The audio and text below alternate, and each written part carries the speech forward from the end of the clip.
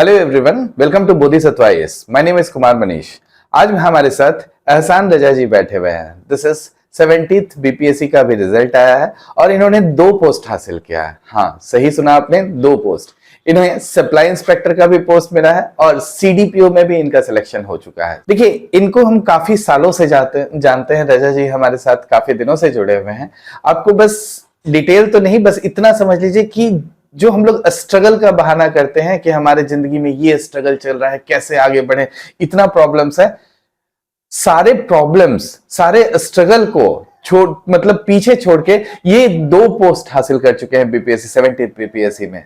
तो अगर कुछ मोटिवेशन भी सीखना है तो इनसे सीखा जा सकता है। ठीक है, इनके साथ ऐसा इंसिडेंट हुआ है, इंटरव्यू हो चाहे कुछ भी, मतलब प्रॉब्लम्स इनके साथ आते रहा है हर स्टेजेस ऑफ लाइफ में। इनफैक्ट इनसे आप पेशेंस भी सीख सकते हैं।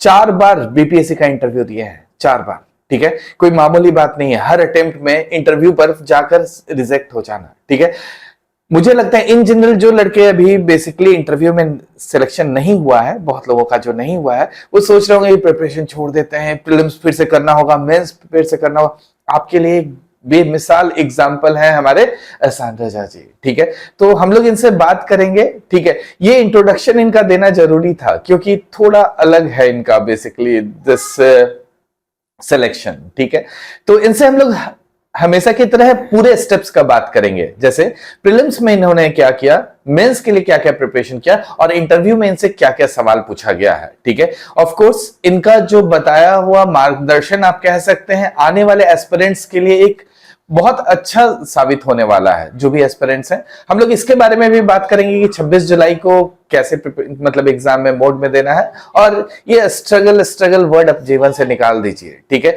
सक्सेस लेना है तो इनसे बात समझिए कैसे किस स्टेप में है। हम लोग इनके बारे में ये भी बात करेंगे कि प्रॉब्लम्स को कैसे ये दूर करके आगे बढ़ते गए हैं।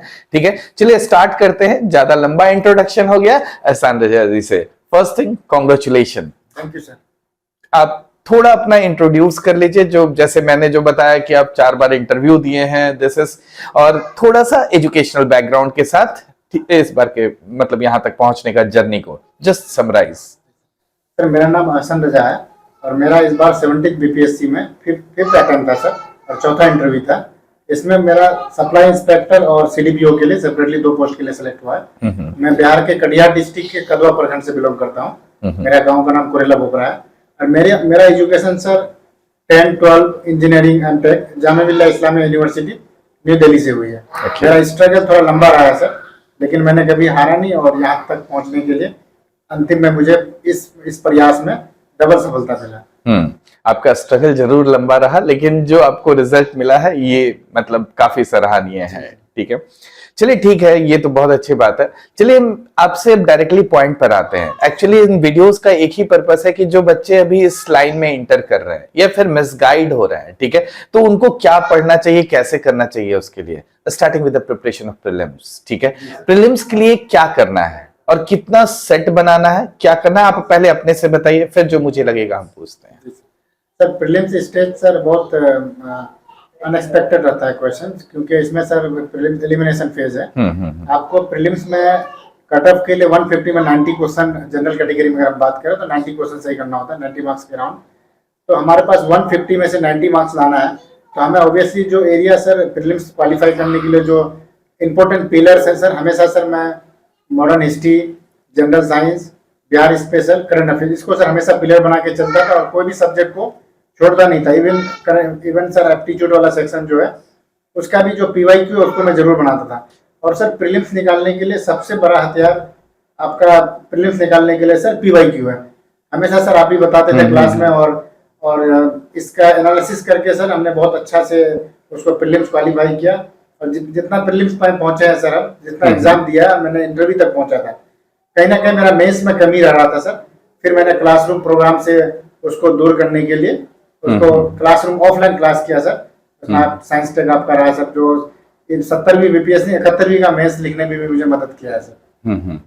बहुत अच्छी बात है। अच्छा, ये जो पीवाईक्यू बोल रहे हैं आप, ठीक है, कि किसके लिए, सारे सब्जेक्ट्स के लिए बोल रहे हैं या कुछ स्पेसिफिक है? सर स्पेसिफिक सब्जेक्ट है सर, जैसे सर अच्छा, ये बुक कौन सा रेफर करेंगे पीवाईक्यू, क्योंकि अब तो मार्केट में देखिएगा तो पीवाईक्यू के लिए भी बहुत सारे बुक्स आ चुके हैं, ठीक है, लेकिन इन जनरल हम बोलचाल में बोल देते हैं घटना चक्र। घटना चक्र एक रिलायबल पुराना एडिशन है, ठीक है, जो बेसिकली चल रहा है, ठीक है, मतलब उसका कंटेंट में ज्यादा एरर्स नहीं है, इसलिए घटना चक्र बोलते हैं। ऐसा कुछ नहीं कि उसका एड या फिर कुछ हम लोग बात कर रहे होते हैं, ठीक है।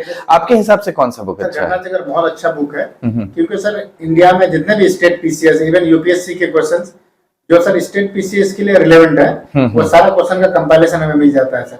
कोई भी सर इंपॉर्टेंट सेक्शन हिस्ट्री का है या जनरल साइंस का है, वो क्वेश्चन अगर हम देखते हैं तो एक टॉपिक वाइज वो देते हैं सर। टॉपिक वाइज क्या होता है कि जब हमारा एक क्वेश्चन का 10 बार प्रैक्टिस हो जाएगा तो प्रीलिम्स में गलती होने के चांसेस बहुत कम होते हैं सर। अब मेरा सर यही रहता था कि प्रीलिम्स में दिक्कत नहीं आता था कभी भी, क्योंकि मैं क्या करता था सर कि कोई भी टॉपिक है मुझे पता रहता था कि बीपीएससी के लिए ग्रे एरिया इंपोर्टेंट एरिया है, इसको आपको हर हाल में पढ़ना है।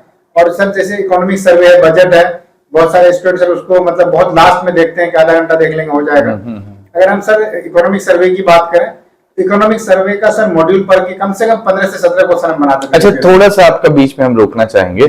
इकोनॉमिक सर्वे को थोड़ा सा डिफाइन कीजिए। इकोनॉमिक सर्वे ऑफ बिहार और जो नॉर्मल इकोनॉमिक सर्वे इंडिया का आता है, आप उसका बात कर रहे हैं, किसके बारे में बात कर रहे हैं? Sir economic survey of Bihar जो है सर, नहीं, आप अभी तो इकोनॉमिक सर्वे का जो डिस्कशन कर रहे हैं, किस बुक के बारे में बात बोल रहे हैं? इकोनॉमिक सर्वे जो बिहार का स्पेसिफिक आता है या जो इंडिया वाला आता है उसका बात? सर दोनों इंपॉर्टेंट है, लेकिन बिहार वाला ज्यादा इंपॉर्टेंट है सर। ओके। जो इकोनॉमिक सर्वे से क्वेश्चन रहते हैं सर, पास्ट 1 ईयर का सरकार का क्या क्या काम है सर, क्या स्कीम्स है, क्या पॉलिसी चला, क्या उनका रोड मैप आगे का है, उससे वहां से पता चलता है सर कि कितना डेवलपमेंट हुआ है बिहार में। मतलब बिहार स्पेसिफिक वाला जो इधर उधर हम लोग मटेरियल खोज लेते हैं तो उसमें काफी अच्छा मिल जाता है।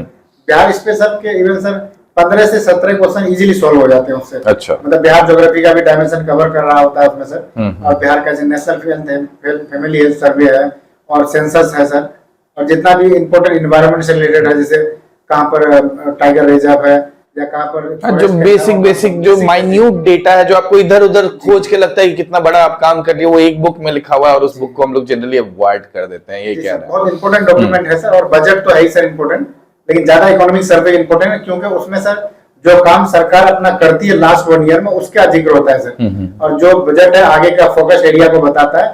तो बहुत बार बीपीएससी उसको फोकस एरिया में पूछ लेते हैं कि बजटरी एलोकेशन में किस सेक्टर में या किस डिपार्टमेंट को ज्यादा बजटरी एलोकेशन हुआ है सर। इस तरह के क्वेश्चन पूछे जाते हैं। जो बिहार, जैसे हम सर स्टेट सर्विसेज एग्जाम देते हैं, मेरा लंबा स्ट्रगल रहा है सर, इसलिए मैं इसी सारा बता पा रहे हैं कि बिहार का जो जितना भी है सर, मतलब इवन के इंटरव्यू में मुझे पूछा गया था कि आप वेस्ट चंपारण से स्टार्ट कीजिए और बॉर्डरिंग एरिया होकर कटिहार जाइए, तो मैंने बहुत अच्छे से इजीली बता दिया था सर।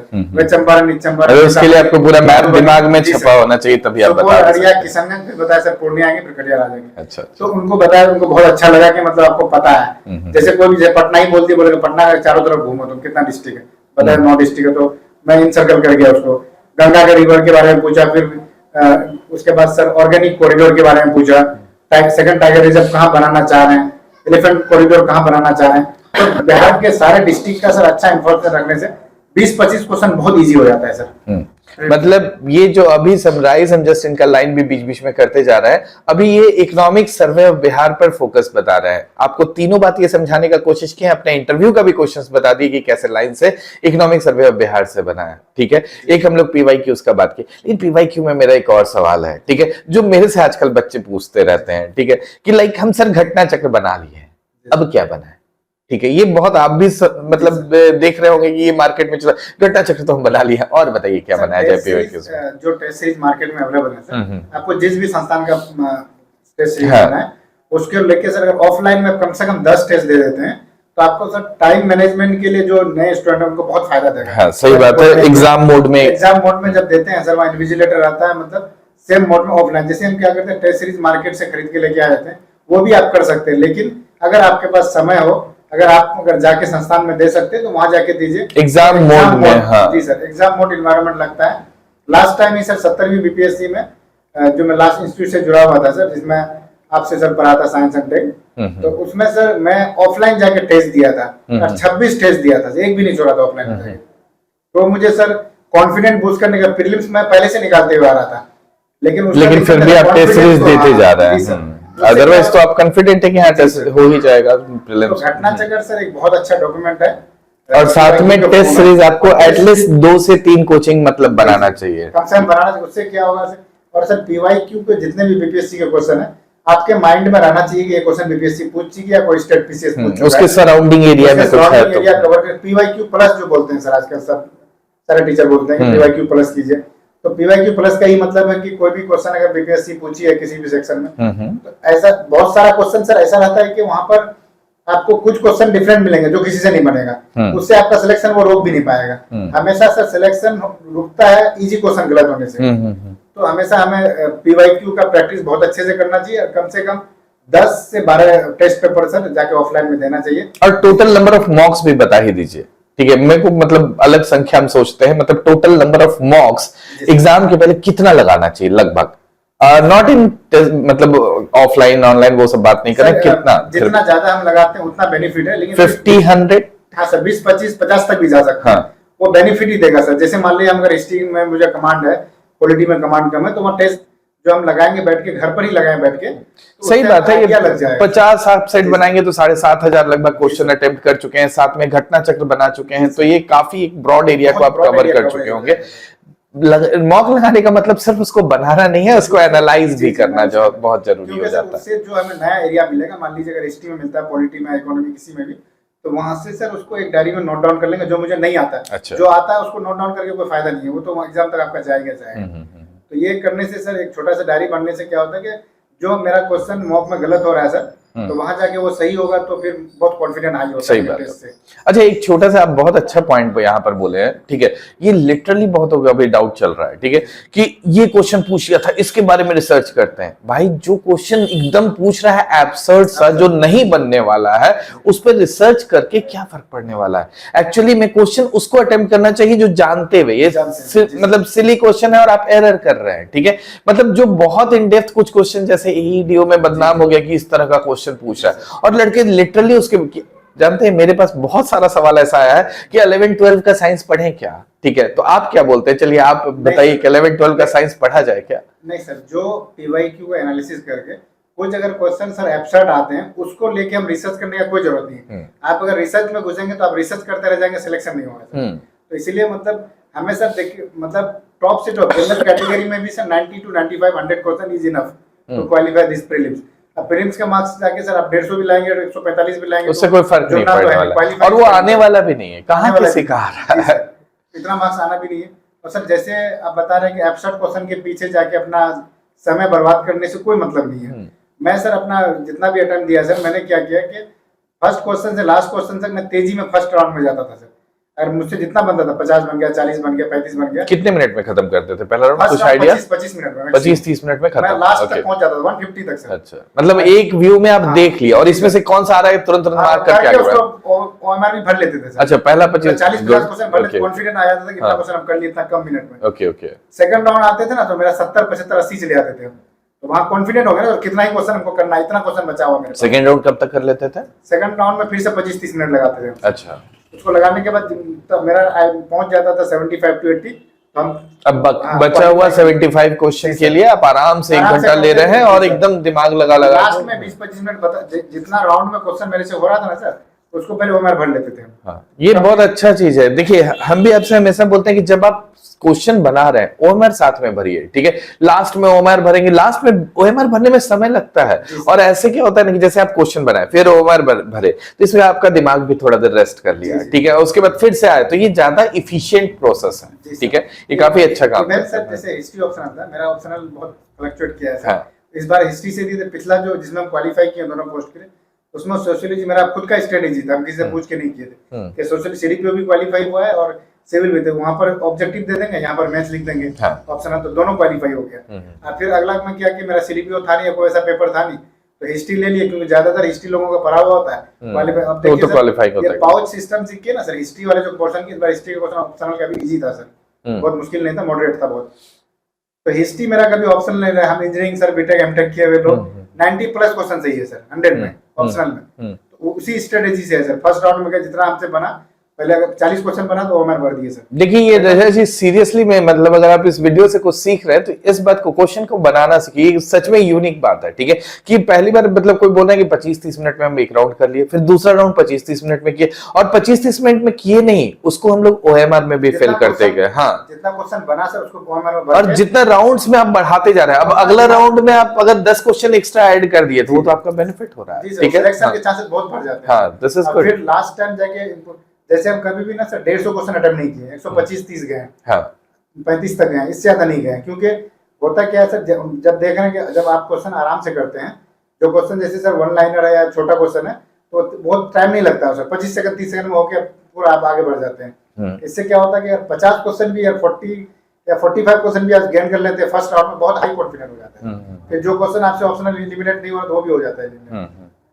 इसलिए कहा जाता है कि हर टॉपर का एक अलग नजरिया होता है पास करने का, ठीक है। और हर से हमें समझना चाहिए, सीरियसली में यूनिक स्टाइल है, ठीक है। क्योंकि इन जनरल जब देखते हैं ना बच्चे 1 घंटा पहला राउंड में लेते हैं, यही चीज करते हैं। आप जो राउंड का बात कर रहे हैं करते हैं लोग 1 आवर पहला राउंड, दूसरा आवर आधा घंटा, तीसरा राउंड आधा घंटा, ये जनरल चलता है, ठीक है। वही स्टडी चेंज करते हैं। फर्स्ट राउंड बहुत फास्ट लेते हैं, फर्स्ट राउंड फास्ट एकदम जो आता है, जैसे वो सब पूछ दिया कि आरा में कौन है, ये सब जो बेसिक जो पूछ रहा है, कुछ बेसिक केमिकल का नाम पूछ दिया, चलो मारते जाओ, ठीक है। हाँ, मान लिया पूछ दिया सर एसिटिक एसिड पूछ दिया, हाँ, वो सब जो बहुत पढ़ना नहीं है, वो दिमाग में है, दिमाग में है। उसमें होता क्या है ना सर, जैसे आप अगर फर्स्ट राउंड में इंसान का स्ट्रेटेजी है सर कि कोई भी क्या होता है कि आप अगर क्वेश्चन कर आपके दिमाग में घूमता है 50 क्वेश्चन तो हम कर चुके हैं। हाँ। हमको क्वालीफाई करने के लिए किसी भी कैटेगरी में सिर्फ 40 क्वेश्चन और करना है। हाँ, और मेरे पास टाइम 1.5 घंटा है। तो उससे यही रहता था सर मेरा सर, जो क्वेश्चन बनने वाला है, जो भी अगर सर फर्स्ट राउंड में कोई भी क्वेश्चन अगर बहुत कुछ क्वेश्चन बहुत 1 पेज का आ गया, आधा पेज का आ गया, उसको छोड़ दो। हाँ, सीधा बात है, उसको छोड़ो, आगे बढ़ेंगे। मेरा टारगेट रहता सर 25 से 30 मिनट में फर्स्ट राउंड पूरा करो, और जितना आया उसको रंग दो पहले। ये अच्छा रंगने वाला स्ट्रेटेजी रियली में बहुत अच्छा है, मतलब नया चीज इसमें बोले कि हम 25 मिनट में करेंगे और उसको रंग देंगे, ये बहुत अच्छा।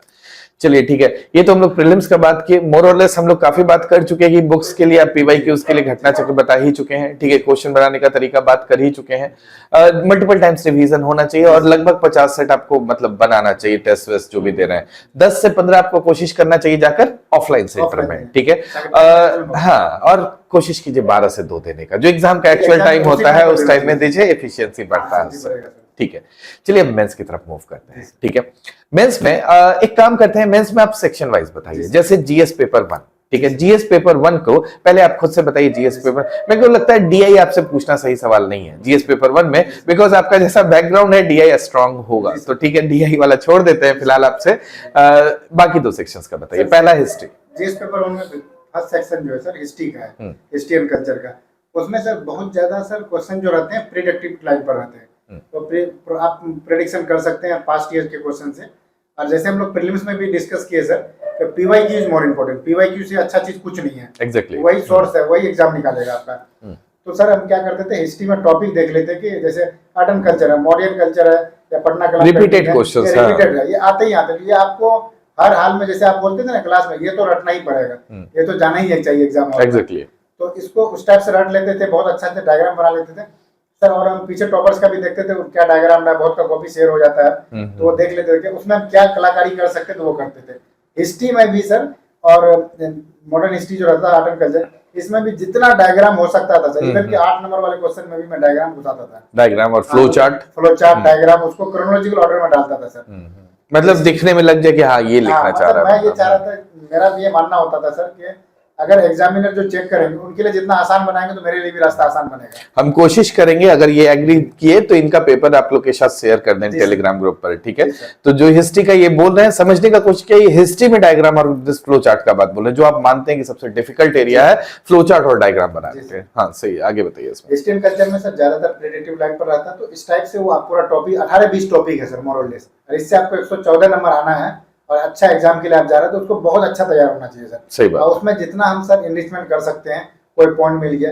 इवन सर पटना कलाम पेंटिंग का आया था सर क्वेश्चन, एक छोटा सा उसमें ये बता रहे सर हम, जो भी क्वेश्चन रहता था सर बिहार का पूछे नहीं पूछे, हम बिहार जोड़ते थे उसमें सर। मेरा ये चीज रहता था सर हमेशा, मतलब जो भी रिलेवेंसी उसका बिहार का बनता है, how it is relevant to Bihar, वो हम लोग को हमेशा दिमाग में रखना है। कोई भी क्वेश्चन, एक छोटा पैराग्राफ हम जरूर दे देते, 3 लाइन 4 लाइन का, कि वो बिहार से हम जोड़ते थे उसको।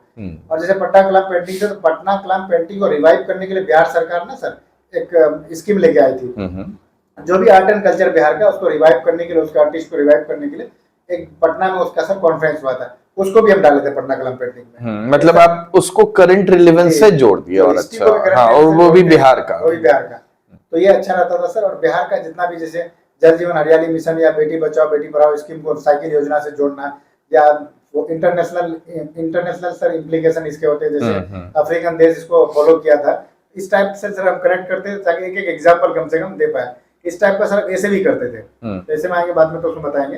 तो जीएस पेपर 1 में ये रहता था सर, और जीएस पेपर 2 में क्या करते थे सर कि ये करंट का सेक्शन, इसमें current science, GS paper 1 section 2 GS paper 1 और पेपर 2 का बात, पेपर 1 हाँ, पेपर 1 में, हाँ, section 2 is about current affair. तो इसमें सर करंट अफेयर्स रहता है सर, इसमें मिक्स आईआर बोलते हैं लोग, इसमें science and tech, polity, economy, इस टाइप किसी का भी क्वेश्चन डाल देते हैं, किसी का भी क्वेश्चन डाल देते हैं।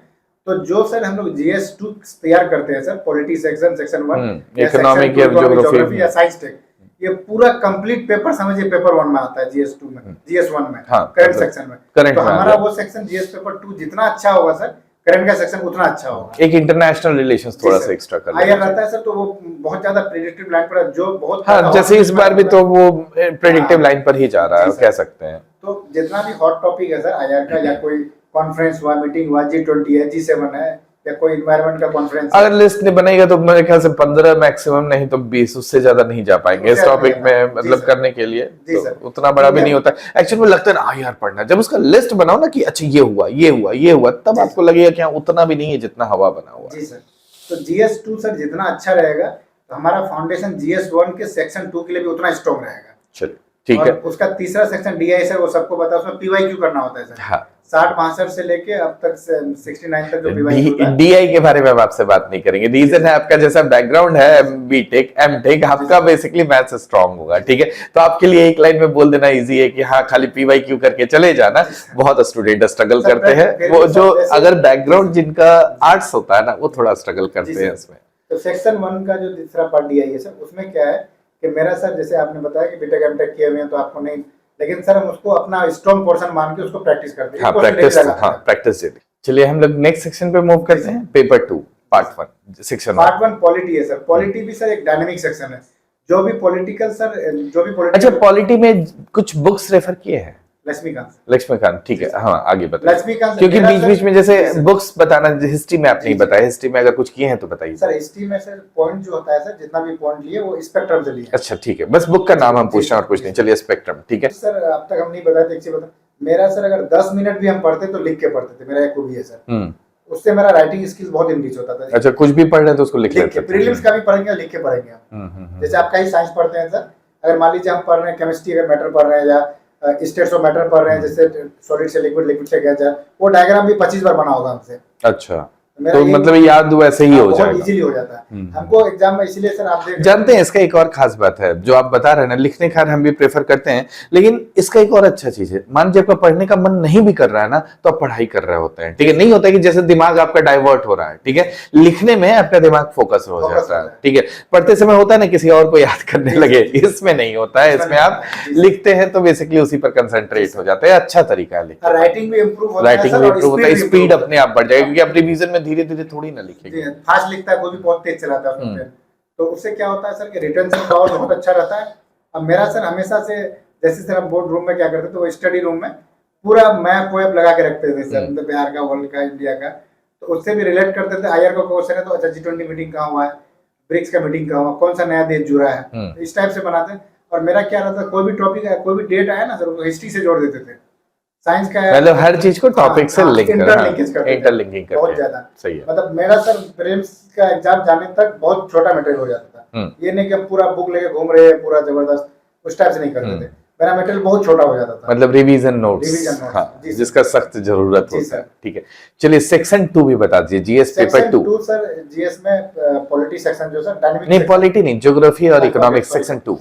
तो इसमें सर इकोनॉमी एंड ज्योग्राफी का सेक्शन है, ये भी सर मेरा क्लासरूम नोट्स जो था उसी को हम सर मेन सोर्स मटेरियल बनाते थे, और जो भी अपडेशन आता है सर, मान लीजिए सर प्लानिंग कमीशन का कोई मीटिंग हुआ है या फिर इकोनॉमी में, और उसके लिए सर जीएस 2 के लिए सर सबसे बड़ा मेरा सर हथियार रहा है इकोनॉमिक सर्वे। इकोनॉमिक्स, जी सर, बिहार का इकोनॉमिक सर्वे बहुत बार डायरेक्टली ना सर ये पूछ देते हैं। इनफैक्ट देखते हैं इकोनॉमिक्स सर में ज्योग्राफी का भी काफी पूरा एरिया कवर हो जाता है, पूरा ठीक है, coverage मतलब एक्स्ट्रा कुछ ये नहीं, इकोनॉमिक सर्वे पढ़ना चाहिए, लोग बहुत लोग जानते हैं उसका समरी खोजने लगते हैं, समरी क्यों खोजे भाई, एक बार बुक खोल के उसको मतलब पलट के देखो, मजा आएगा। अब सर जैसे ऐसे में भी अगर डायमेंशन लिखना होता था तो वहां से इकोनॉमिक सर्वे से हम लोगों का सर जितना भी डेटा होता है, स्टैंडिंग का, वेस्टिंग का, माल न्यूट्रिशन का, एग्जैक्ट डेटा, और उसको कोई काट नहीं सकता है। जी सर, गवर्नमेंट का डेटा कोई काट नहीं सकता है।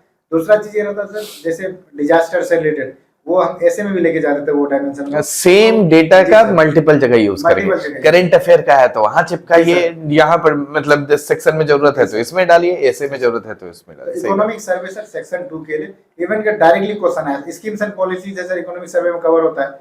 सात नीचे कितना बार पूछ चुका है सर, पूरा 38 नंबर में क्वेश्चन पूछ चुका है। सात नीचे तो इंटरव्यू में भी पूछता है, सात नीचे में हमको खुद पूछा गया इंटरव्यू में, तो वर्बेटम पूछा गया था, पूरा बता दिया था मैंने, वो खुश हो गया, इतना याद कर लिया था, इंटरव्यू में बोल रहे थे हमको। तो ये चीज है सर, उसको इकोनॉमिक सर्वे अगर बहुत अच्छा से करेंगे तो जीएस पेपर 2 का सेक्शन 2 हमारा बहुत अच्छा हो जाएगा। बाकी जैसे मॉनसून पैटर्न है वो भी वहां रहता है सर, रेनफॉल पैटर्न भी दिया हुआ रहता है। हाँ, एग्जैक्टली, जब बिहार का क्या क्या कहाँ ज्यादा हो रहा है, कहाँ कम हो रहा है, कौन सबसे ज्यादा, उसको रिलेट करके आंसर लिखने में अपने मजा ही अलग है। इसलिए सर इंटीग्रेटेड प्रिपरेशन, और आपके बातों से लग रहा है कि बेसिकली जो आपका मार्क्स कहाँ आया होगा, अब मैं इमेजिन कोई भी कर सकता है कि मार्क्स कहाँ से आ रहा है, क्योंकि आप जिस तरह का लिंकेजेस बता रहे हैं, जितना अच्छा आप दिमाग में रखे, ये अपने आप में लिंकिंग कर रहा है। This is good.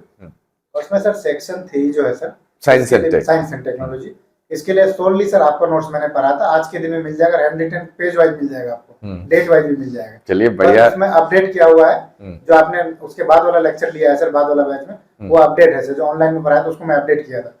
वो नोट्स वो अपडेट्स तो टेलीग्राम ग्रुप में भी करता ही रहता हूं, टेलीग्राम ग्रुप में ही करते रहते हैं वो सर। नोट्स इतना अच्छा है, बहुत एक्सटेंसिव नोट्स है सर। उसको पढ़ने से क्या होता है, जो साइंस टेक का सर ऐसे में जो एक क्वेश्चन आता है, एक क्वेश्चन हमें ऐसे 3 सेक्शन में लिखना होता है। हम तो आपको बोलते हैं कि ऐसे वाला साइंस एंड टेक एक सर्वाइवर होता है, ठीक है, जब ऐसे नहीं आ रहा है साइंस एंड टेक वाला छू लो, बच जाओगे, लाइफ बचा लेता है। वो नोट्स इतना अच्छा है सर कि उससे हम ऐसे का पोर्शन का एक पूरा ऐसे लिख सकते हैं, उससे 100 मार्क्स का।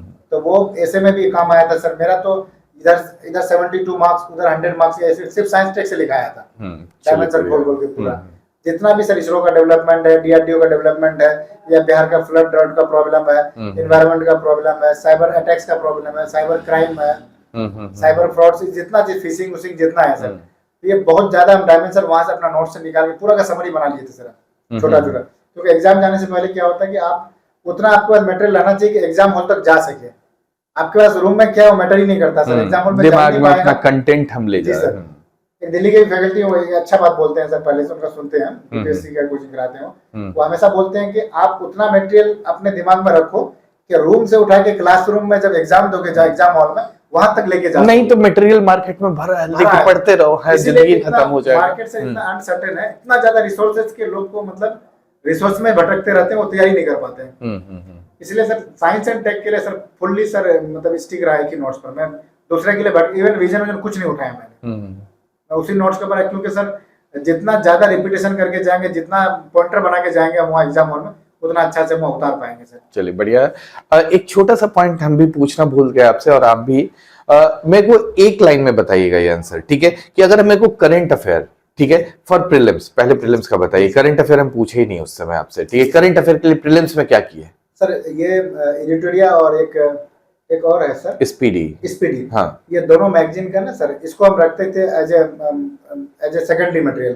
प्राइमरी मटेरियल में क्या करते थे, विजन आईएएस का पीटी 365 ना सर, उसका हम हेडिंग्स पढ़ते थे, जो इंडेक्स होता है ना सर, और जो टॉपिक बिहार के बीपीएससी में करंट अफेयर्स के पहले पूछे जाते हैं उस टाइप के, उसको जाके सर मतलब छोटा छोटा पॉइंटर बनाते थे उससे प्रीलिम्स के लिए। तो वहां से सर बहुत ज्यादा काम, और कोई एक मैगजीन उठा लिए जो स्टैंडर्ड है, और उसको एक बार रख लिए। जी सर, उसको पढ़ लिए पूरा, और उसका पीछे का न्यूज़पेपर, हाँ या नाम है answer? Newspaper sir the Hindu देखते थे रेगुलर बेसिस, उसको देखते थे। नहीं बस हम जानना चाहते हैं कि स्टूडेंट का डाउट ये रहता है, जो बेसिक डाउट होता है वही आपसे पूछ रहे हैं, न्यूज़पेपर पढ़े कि नहीं पढ़े, ठीक है, तो भाई जो टॉपर लोग बोलता है वो कीजिए, ठीक है, सीधा बात है। द हिंदू पेपर से सर हमको ये फायदा हुआ, पहले सर हम नहीं पढ़ते थे, पहले वाले अटेम्प्ट में नहीं पढ़े थे, जो 70th वाला अटेम्प्ट है 71 इसमें हम पढ़े हैं सर। इसमें क्या करते थे, मॉर्निंग में उठे ना सर, तो पहले हम द हिंदू का हेडलाइंस देख ले, क्या क्या रिलेवेंट है। अब इतना स्ट्रगल के बाद को आदमी को पता चल ही जाता है कि क्या रिलेवेंट है, क्या सही बात है। कोई प्रेसिडेंट का अगर आया, जैसे गवर्नर वाला बिल के बारे में आया था, मतलब टाइम बाउंड मैनेजमेंट को पूरा करना है, तो इस टाइप का, तो ये सब गवर्नर हुआ, जुडिशरी हुआ, प्रेसिडेंट हुआ, उसके fundamental right, DPSP, preamble, evolution of judiciary कैसे हो रहा है, जुडिशरी में प्रॉब्लम्स क्या है, ट्रांसफर ऑफ जजेस, पोस्टिंग ऑफ जजेस, ट्रांसपेरेंसी इन जुडिशरी, ये जितना भी टॉपिक है इससे रिलेटेड कुछ भी मटेरियल आप पूरा लिस्ट बता दिए टॉपिक का धीरे धीरे, ठीक है, अभी सर एक्चुअली बहुत ज्यादा स्ट्रगल वाला फेज से गुजरे हैं सर, नहीं सही पेरेंट्स गए हैं, नहीं, ये आपका जो स्ट्रगल जो फेज का जो ये लिस्ट बता रहे हैं ना, आप समझिए कि आने वाले एस्पिरेंट्स को ये चीज समझ में आना चाहिए, ठीक है, इनको टॉपिक्स अभी तक याद है, एग्जाम दिए हुए कितना दिन हो गया, रिजल्ट आ चुका है, ठीक है, टॉपिक फिंगर टिप पे कोई बता पा रहा है, तो आप समझिए कि ये तो अभी उसमें भी कुछ आप मिस कर रहे होंगे, मतलब और लंबा टॉपिक इनके दिमाग में बैठा हुआ है, ठीक है, उस तरह से पढ़ना है। जी सर, साइंस टेक का ही है सर, तो जैसे मेरा दोस्त यहाँ आया हुआ है जो आपका, तो ये मुझसे इसलिए परेशान हो जाता है, इतना लिखता है कि मतलब इतना काहे लिखते हो तुम, ये सोच के। इसका सर ये एसआई का पेपर में बैठा था, हम जो अपने रूम में साथ में पढ़ते हैं दोनों, इसका अनफॉर्चुनेटली बहुत क्लोजली नहीं हो पाया, अगला मेंस भी लिखा है सर, तो ये मेरा जितना हम बोलते थे ना डिस्कस करके, बोल एसआई पेपर लिखा ना, फिजिकल में जाके चढ़ा, सुन के, सिर्फ कोई अलग से बुक नहीं लाए थे, बस बात सुन के, तो ये बोलने से और आप जितना लिखते हैं, और रूम में सर एक व्हाइट बोर्ड लगा रखे, उसमें आप जो भी टॉपिक पढ़ते हैं उसको लिखते हैं, फ्लैट एंड ड्रॉट पढ़ा सर, तो हम क्या क्या पॉइंट्स को रिकॉल कर पा रहे हैं वो लिखते हैं।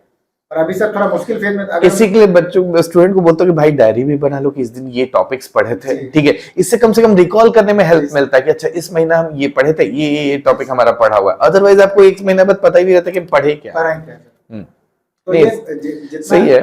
ये पेपर का जो है ना, आप जैसे बोले करंट अफेयर में पेपर इनको लिखने में, आपको भी ऐसा फील हुआ होगा, लिखने में भी एक अलग स्किल प्रोवाइड कर देता है, वर्ड्स का कलेक्शन, हाँ, किस वर्ड को कहाँ पर्टिकुलरली यूज करें, इनफैक्ट ऐसे में फ्रेज बनाना बढ़िया, ठीक है, तो वो अपने आप आता है अगर न्यूज़पेपर आप एक रेगुलर रीडर हैं तो, ठीक। उससे सर आपका अपना स्किल्स भी बढ़ता है, और आपका आर्टिकुलेशन, आपका स्पीकिंग पावर भी बहुत अच्छा बढ़ता है सर, उससे बहुत अंग्रेजी मतलब जितना इंप्रूव होगा सर, आप उतना कॉन्फिडेंट फील करेंगे। एग्जैक्टली, ये बहुत अच्छा रहता है सर। चलिए ठीक है, हम लोग जीएस 1-2 का तो बात कर चुके हैं, एक सबसे बड़ा हर्डल ऐसे, ठीक है, ऐसे एक्चुअली में हर्डल चल रहा है, आप समझ रहे हैं, मतलब तो ऐसे में क्या किए थे सर? ऐसे में सर जो रीजनल वाला भी बता दीजिएगा।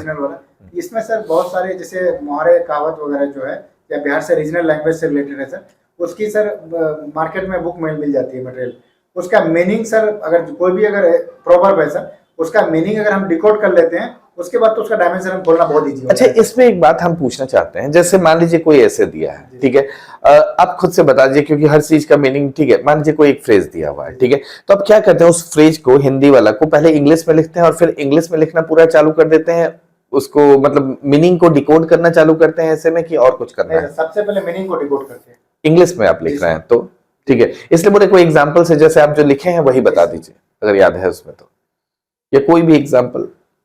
एक सर जैसे मोस्ट मोटाइया लोरा, हाँ ये था, हाँ इस टाइप का ना सर, तो इसको पहले क्या करेंगे, उसका मीनिंग लिखेंगे पहले से। अच्छा ठीक है, हम यही पूछ रहे हैं कि जैसे वो मोस्ट मिटाई है, लोड़ा हो या हाथी ना घोड़ा हो, इस तरह से था, ठीक है, तो इसमें सबसे पहले ये बोले चलिए मीनिंग लिख दिया, अब उसके बाद लिखे ना सर, उसका डायमेंशन खोलना स्टार्ट करते हैं, जैसे W⁵ है तो पहले हम बोलते हैं W⁵ में, मतलब ये क्या, व्हाट, वेयर, व्हेन, हाउ, तो इसको सर जैसे मतलब उसको सर जैसे हिस्ट्री से जोड़ना है, या जैसे दशरथ मांझी उनसे जोड़ना है, उनका अगर पब्लिक फिगर से जोड़ना है, तो जैसे उनका योगदान रहा था सर, इतना मोटिवेशन रहा था कि मतलब रास्ता वो पहाड़ काट के रास्ता बना दिए थे, तो मतलब मूस कितना भी मोटा हो जाएगा हाथी नहीं हो पाएगा, उस टाइप से एग्जांपल देके सर उसको एक डायमेंशन को खोल के बता, मतलब पहले आप उसको इंग्लिश में डिकोड कीजिए और फिर बेसिक जैसे लिखते हैं उतना हेडेक मत लीजिए कि ये आ गया तो क्या करेंगे, बेसिकली हाँ, तो उस तरह का कुछ होता भी नहीं है, मतलब एक फ्रेज है, जस्ट इंग्लिश की जगह आपको एक मतलब लोकल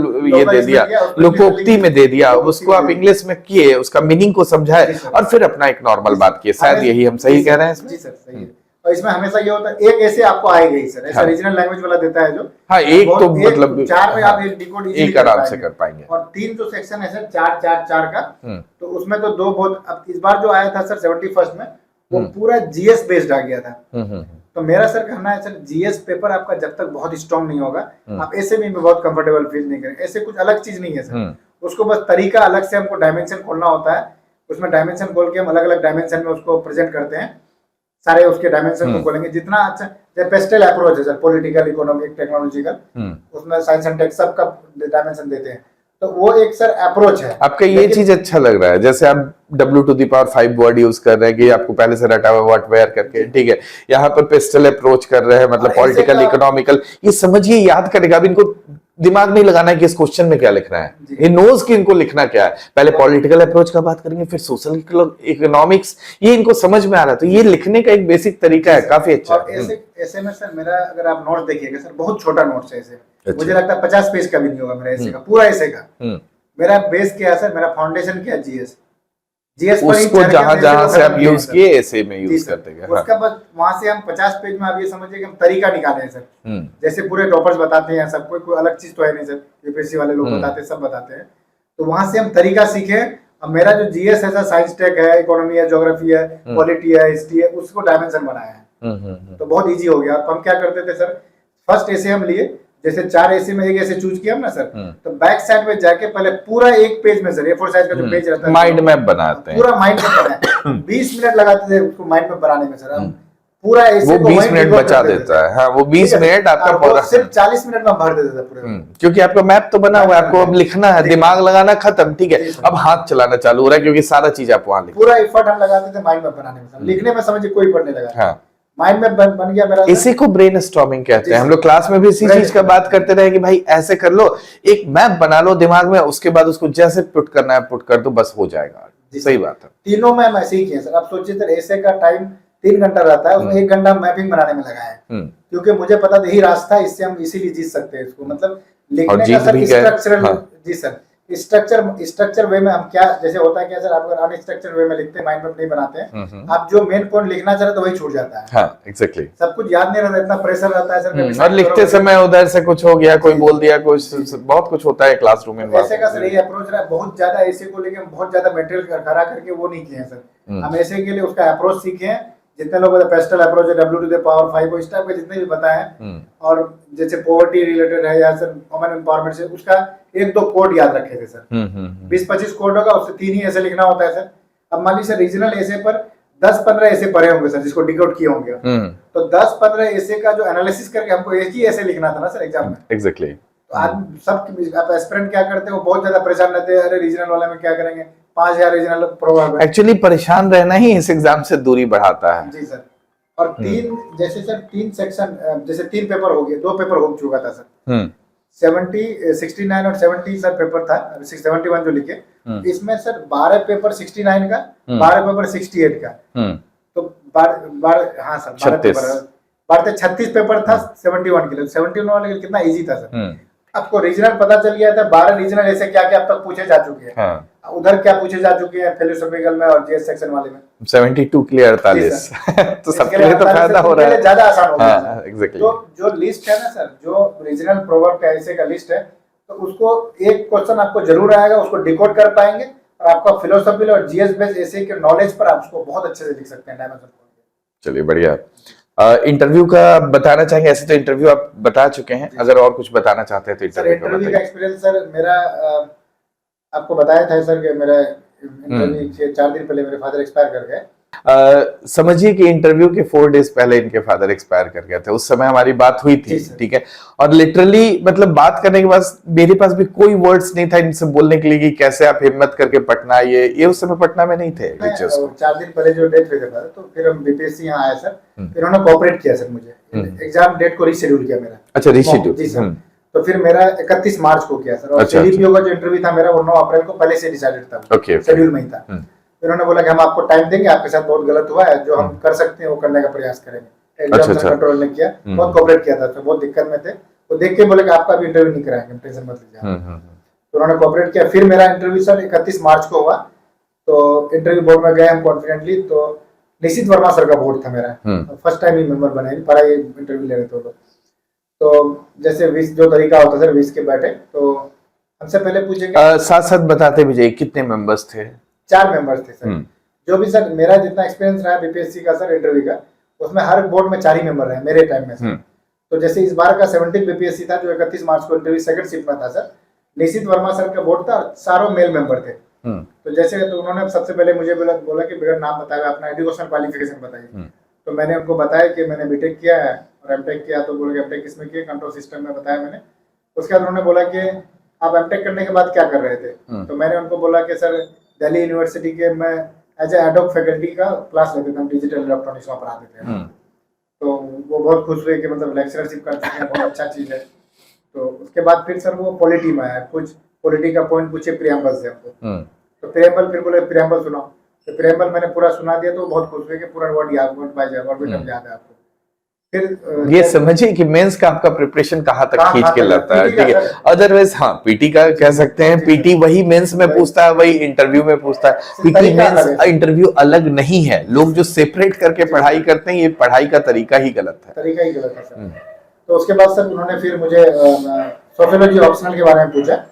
तो बिहार का कुछ जैसे पूछे कुछ ट्राइब्स का नाम बताइए, तो मैंने बताया था सर, बिहार के ट्राइब्स के बारे में बताया, संथाल के बारे में बताया, ओराज के बारे में बताया। फिर वो बोले कि ऐसा कोई ट्राइब के बारे में आप बता सकते हैं कि जिनको अंडमान निकोबार आइलैंड में मार दिया गया था। तो सेंट्रलिस्ट था सर वो। मेरा पहले ऑप्शन एंथ्रोपोलॉजी था, वहां भी था क्वेश्चन इंटरव्यू में। तो क्वेश्चन वो पीछे से आया था, तो वो बता दिया मैंने उनको।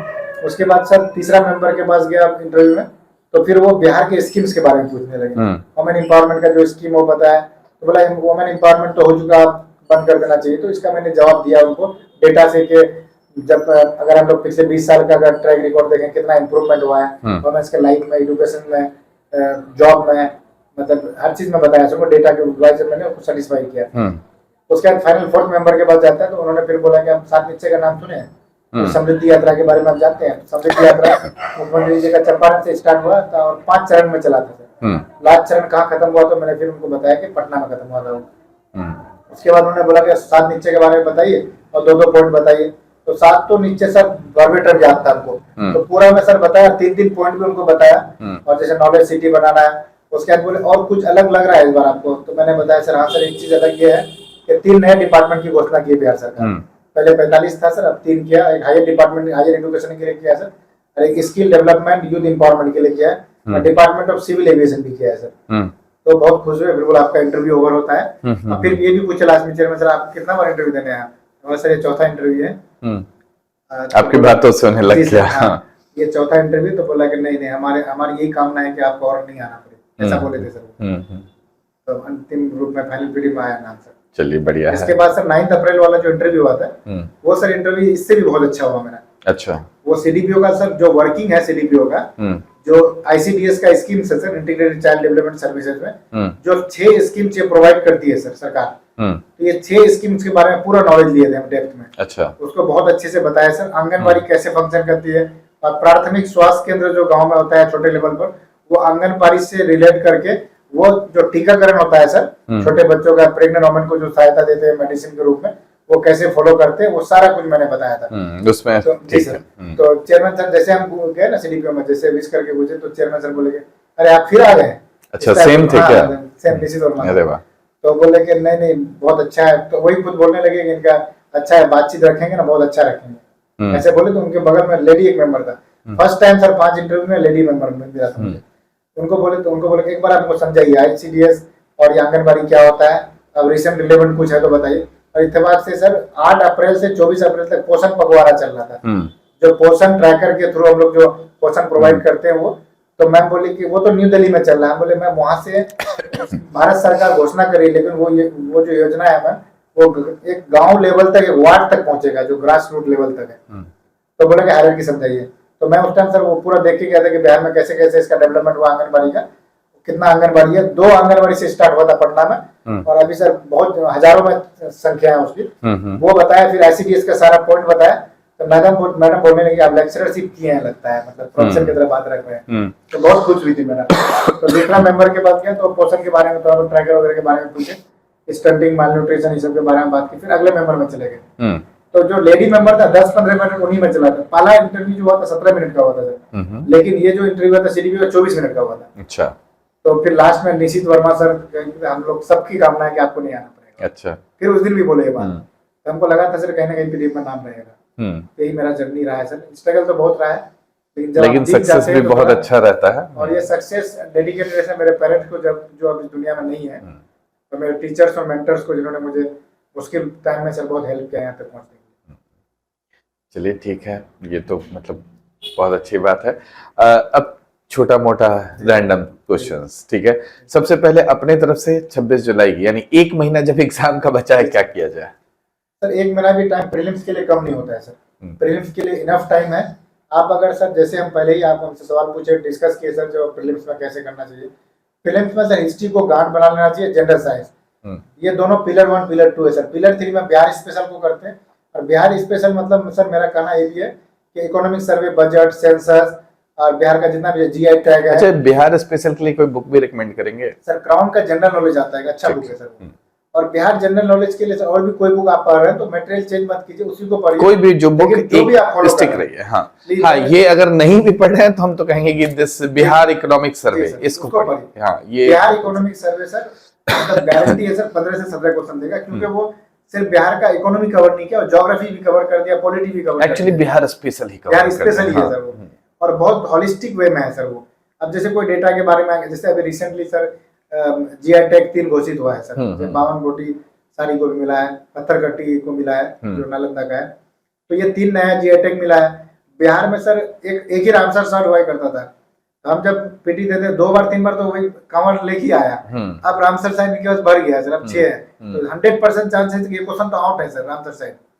अब बिहार का मंत्रिमंडल में जो महिला मंत्री है और उनका विभाग और उनका विधानसभा क्षेत्र जहाँ से वो जीत के आती है या विधान परिषद है, और बिहार का मंत्रिमंडल में चेंज हुआ है, मुख्यमंत्री जी का कोई माइलस्टोन के बारे में पूछ लेंगे। ऐसा भी पूछ सकते हैं कि मुख्यमंत्री जी किस दिन रिजाइन किए थे, या नया मुख्यमंत्री का शपथ किस दिन हुआ है, या बिहार का बजट का साइज क्या है, बिहार का इकोनॉमिक सर्वे कब रिलीज होता है, या कोई मेन जैसे सर एक डिपार्टमेंटल एलोकेशन है जो किसी विभाग के जो एलोकेशन होता है जो बजट में, तो किस में एलोकेशन कितना ज्यादा है। अच्छा, जैसे एजुकेशन डिपार्टमेंट में बहुत ज्यादा है सर, हेल्थ में कितना % है, तो क्या मतलब कितना परसेंटेज में गया है उसके बाद वो उसको याद रखना, और हॉल सब भी याद रखना है सर। उससे परसेंट कभी क्या करेंगे सर, जैसे आप क्वेश्चन का लेवल बढ़ाएंगे तो 4-5 डिपार्टमेंट देख के हो सकता है क्रोनोलॉजी पूछ ले। एग्जैक्टली। तो ये सब क्वेश्चन बहुत इंपॉर्टेंट है, तो बिहार आपको बहुत अच्छे से पता होना चाहिए। बिहार का ज्योग्राफी, पॉलिटी, इकोनॉमी, जब पॉलिटिकल में जैसे कोई फेमस पर्सनैलिटी रिजाइन करती है या डेथ करते हैं उसके बारे में सवाल पूछ देते हैं जैसे नीतीश कुमार जी के हैं तो इनका 100% क्वेश्चन पूछेगा। इनका जो कार्यकाल रहा है सर नीतीश कुमार जी का, तो इस पर क्वेश्चन जरूर होगा कि कहाँ से जीते थे पहले, अभी कहाँ से है, कौन से सदन के मेंबर हैं, ये पूछा जा सकता है सर। और पहली बारी राज्यसभा मेंबर बने हैं मुख्यमंत्री जी। तो ऐसा सवाल है सर। बिहार को हम हॉलिस्टिकली देखेंगे सर, तो बिहार स्पेशल सर बहुत इजी, मुझे सर बिहार स्पेशल बहुत इजी लगता था। 99% क्वेश्चन सही है, बहुत कम ही बीपीएससी में जितना बैठे दिए और क्वेश्चन गलत हुआ होगा। सही, मतलब एक स्ट्रॉन्ग एरिया आप बना के रखे हैं। अब ठीक है, चलिए, आप पढ़ना कब पसंद करते थे, रात में या फिर दिस मॉर्निंग में? बहुत लोग अलग अलग तरह का बात करते हैं, इसमें क्या आपका पसंद था? सर मेरा मॉर्निंग ही ज्यादा पसंद था। कितने बजे उठते थे इन जनरल? ऐसा कुछ मतलब सर जैसे पटना में मतलब 5-6 बजे वाले हैं कि एकदम 4 बजे तक उठ जाने वाले? वो नहीं सर, 5-6 बजे वाले। अच्छा, 5-6 बजे। जैसे सर हम पटना में हज भवन में रहते थे, हज भवन में माइनॉरिटी बच्चों को रखते हैं ना सर, तो वहाँ पर क्या होता है कि एक टाइम बनाया हुआ है, टाइम बाउंड पूरा डिसिप्लिन है सर, एयरफोर्स की तरह। अच्छा, वहाँ टिकना आसान नहीं है, तो वहाँ अपने अनुसार नहीं उनके अनुसार करना पड़ेगा आपको। टाइमली हर जगह कैमरा लगा हुआ है, जो चीफ एग्जीक्यूटिव ऑफिसर होते हैं, सीओ साहब, जो मतलब डिसिप्लिन उसको भगा भी देते हैं वहाँ से। अच्छा, सबका बस का बात नहीं हुआ रहना। अच्छा, तो वहाँ रहे थे तो बहुत ज्यादा डिसिप्लिन फॉलो करते थे। मॉर्निंग में ही पढ़ते थे सर, हम लेट नाइट नहीं पढ़ते थे, 12, 12:30, 1 बजे तक सो जाते थे। मुझे मॉर्निंग में ज्यादा पसंद है सर पढ़ना। चलिए, और दिन का भी सर पढ़ना का टाइमिंग से कोई फर्क नहीं पड़ता, आपको जो टाइम सूट करता है एक्चुअली, लेकिन मेहनत का जो बॉडी एडप्ट, और सिर्फ वो टाइम छोड़ के सर, जैसे आपका प्रीलिम्स का पेपर, अब से प्रीलिम्स का पेपर में सिर्फ 1 महीना बचा है, तो आपको 12 से 2 तक नहीं सोना चाहिए, मेरा तो ये सजेशन है दोपहर का। हाँ, क्योंकि उस समय फिर ये उस टाइम में सर जितना मॉक लिखते हैं, बॉडी क्लॉक ही वैसा बन जाएगा कि आप उस समय अपने आपको जगा रहे हैं, एक स्ट्रगल वही हो जाएगा। तो दूसरा चीज ये है सर कि जैसे 12 से 2 हमारा पेपर रहता है प्रीलिम्स का, तो अभी जितने भी एस्पिरेंट 70 सेकंड देंगे सर, उनके लिए मेरा सजेशन है कि कोई भी मॉक लिख रहे हैं, घर पर लिख रहे हैं, सेंटर में लिख रहे हैं, 12 से 2 लिखिए, आपके लिए बहुत अच्छा रहेगा। सही बात। बाकी जब जितना प्रैक्टिस करिए, और जितना पढ़ चुके हैं इससे पहले आप अपने उसको बहुत मेहनत किया, जो कम भी पढ़े तैयारी, तो 1 महीना कम नहीं होता है सर। इसमें क्या सर, आप अगर पढ़े रहेंगे तो 4 ऑप्शन रहता है हमारे पास, वो छांटना इजी होता है। बल्कि आप अगर तैयारी नहीं रही तो मैथ्स नहीं लिख पाएंगे। मैथ्स में क्योंकि आपको एक सवाल मिलेगा 1 लाइन का, आप पूरा भरना है आपको, तो वो प्रीलिम्स के लिए अभी टाइम पर्याप्त है सर। अभी भी जो भी तैयारी एक लंबे फेज से की, उसको घबराना नहीं है कि मेरा नहीं हो पाएगा सिलेक्शन, तो उसको पूरा अच्छा से रह के ये चारों पिलर को, history, general science, Bihar special, current affair, अब पॉलिटी का भी सेक्शन सर बहुत इजी पड़ता है। हाँ, वो पॉलिटी ज्यादातर लोग ये आर्टिकल पर ज्यादा फोकस जी किया रहता है। आर्टिकल पर, प्लस ये जो मेंस का सिलेबस है उसका सर प्रेसिडेंट हो गया, जुडिशरी हो गया, आपका पंचायती राज बहुत इंपॉर्टेंट है। पंचायती राज म्युनिसिपल कमिटी जो रहता है, ये लोकल बॉडी इसके लिए तो सही में पीवाईक्यू देखिए, रफ आइडिया लग जाता है। पॉलिटी का सर अगर रफली अगर जो अच्छा अगर नोट्स टीचर का नोट्स मिल जाए तो 5, 7, 10 घंटा बहुत इनफ है सर। प्रीलिम्स के लिए बोल रहे हैं सर, मेंस के लिए तो बहुत एक्सटेंसिव पढ़ना पड़ेगा। लेकिन अभी समय बहुत कम, आप पूछे कि प्रीलिम्स के लिए मास्टर के लिए क्या करना चाहिए, उनके लिए ये अच्छा रहेगा। और वो बिहार स्पेशल करंट अफेयर्स के लिए भी कोई जो एक सोर्स फॉलो कर रहे हैं उसको मल्टीपल रिवीजन चाहिए। अगर वो सोर्स डेविएट करेंगे सर तो याद नहीं आ पाएगा एग्जाम में जाके, फिर कंफ्यूज करेंगे। बहुत बार क्या होता है बीपीएससी ना सर बहुत क्लोज डेट देती है, 21 अप्रैल, 22 अप्रैल, 23 अप्रैल, 24 अप्रैल। सही बात है। अब पंचायती राज 24 अप्रैल है, उसको याद नहीं रखा तो वैसे ही बाहर हो जाएगा। उसमें वो डेट हमेशा का इनका है कि इतना क्लोज दे देगा, आप बैठ के कंफ्यूज हो जाते हैं उसमें। ठीक है, चलिए बहुत अच्छा है। आवर्स पूछना आपसे सही है, कितने घंटे पढ़ना चाहिए? ऐसा कुछ नहीं सर, जिसको जैसे सर सबका अलग अलग पढ़ने का तरीका है। वाले हैं, बहुत सारे सिर्फ स्टूडेंट है बोलेगा 8-10 घंटा नहीं पढ़ते तो करते क्या है? जी सर। अगर सर फुल्ली डेडिकेटेड अगर है, अगर कोई आपका एक्स्ट्रा काम नहीं है, कुछ और जगह एंगेज नहीं, 8 to 10 आवर्स पढ़ना चाहिए आपको, क्योंकि आप एक अच्छा लक्ष्य के लिए जा रहे हैं, अच्छा सर्विस के लिए जा रहे हैं और आपके पास कोई और काम नहीं है, पढ़ाई ही काम है, तो कीजिए ना, है ना? जी सर, सही बात। वैसे आइडियली सर 6-7 घंटा हम अगर पढ़ते हैं, अगर बहुत अच्छा, that is good, that is very good sir. और जैसे लोग क्या करते हैं, बैठ के रहेंगे कॉपी लेके पढ़ने हैं, मोबाइल भी चल रहा है, तो वो काउंट करने से फायदा नहीं है। एग्जैक्टली, कितना डेडिकेटली आप पढ़ रहे हैं वो इंपॉर्टेंट होता है। ठीक है, चलिए थैंक यू। आप अगर कुछ और बताना चाहते हैं तो खुद से बताइए, नहीं तो हम लोग इस सेशन को खत्म करते हैं। नहीं सर, बस लास्ट में यही मैसेज है सर कि इस सर्विस में जब आए हैं तो स्ट्रगल से घबराना नहीं है। मेरा स्ट्रगल भी आप देख सकते हैं कि 5वां अटेम्प्ट में हम सफलता पाए हैं। और आप अच्छा से मेहनत कीजिए और अपने नोट्स को बार बार रिविजन कीजिए, सफलता जरूर कदम चूमेगी। ऐसा हुआ मल्टीपल फेलियर्स के बाद मुझे लगता था होगा नहीं होगा, लेकिन मुझे ये तो दिमाग में हमेशा रहता था करना तो बीपीएससी हर हालत में, चाहे मुझे जितना समय लग जाए, जितना स्ट्रगल लग जाए। अब ऐसा सिचुएशन आया कि मेरे पास 2 ऑप्शन है एक ही बीपीएससी में, कि आप सीडीपीओ ज्वाइन करो कि सप्लाई इंस्पेक्टर ज्वाइन करो, 2 ऑप्शन आया। तो यहाँ तक पहुंचने के लिए आप मेहनत कीजिए और अपने रिसोर्सेज को कंसाइज रखिए, मल्टीपल रिवीजन कीजिए। सही है। एक और छोटा सा बात, ये भी नहीं कि इनको जॉब ऑप्शंस का पहले भी कमी होगा, इनका थोड़ा क्वालिफिकेशन समझिए। एमटेक भी कर चुके हैं, पीएचडी आप इनरोल भी थे, ठीक है, पीएचडी इनरोल भी थे, यानी लेक्चरशिप वाला इनको मिलना उतना भी मुश्किल नहीं है, आप टेक्निकली समझ रहे हैं। इनफैक्ट अगर एमटेक भी आप इलेक्ट्रॉनिक्स, कंप्यूटर या फिर और इस तरह के इंजीनियरिंग ब्रांचेस में किए रहते हैं तो जनरली लेक्चरशिप का मिल जाता है, ठीक है। तो इतना भी ऑप्शन नहीं था कि इनके पास कोई ऑप्शन नहीं, इवन दो परसिस्टेंटली ये अपना काम इसमें मतलब कि मुझे क्वालिफाई करना है बीपीएससी, उसके लिए मेहनत करते रहे हैं, ठीक है। और इनका मेहनत रंग भी लाया है, आज हम सब देख रहे हैं, ठीक है। तो थैंक यू एंड मतलब लिटरली आपका जो स्ट्रगल रहा है वो सबके लिए एक बहुत इंस्पिरेशन का काम करेगा कि आगे हम लोग को कैसे बढ़ना चाहिए, अपने कठिनाइयों को हटाते हुए, साइड करते हुए। कठिनाई ये सब this is the part of life और उसके साथ हम लोग को आगे बढ़ना चाहिए।